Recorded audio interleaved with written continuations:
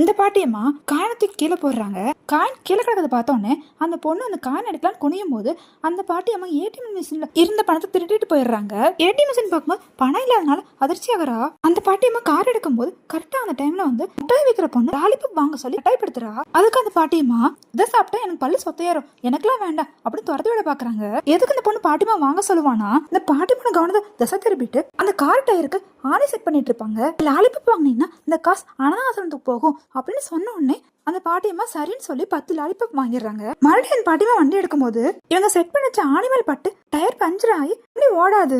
இந்த பாட்டியம்மா இப்ப என்ன பண்றது நினைச்சிட்டு இருக்கும் போது அந்த ஆணி வச்சவனே வந்து நானே சரி பண்ணி தரேன் அப்படின்னு சொல்றான். இவங்க சரி பண்ற அந்த டைம்ல அந்த முட்டை வைத்த அந்த பொண்ணு காருக்குள்ள வந்து அந்த பாட்டி திருண்ட பணத்தை அந்த பொண்ணு எடுத்துட்டு போயிருவா.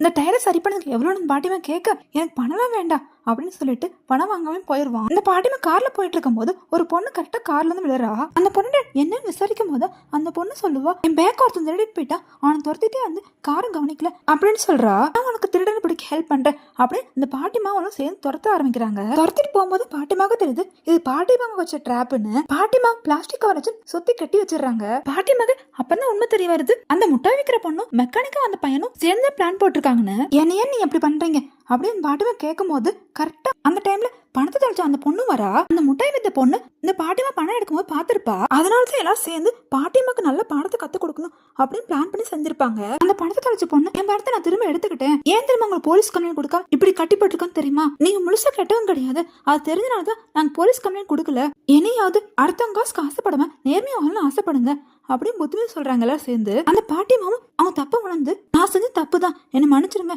அப்படின்னு எல்லாத்துக்கிட்டையும் மன்னிப்பு கேட்டுருவாங்க.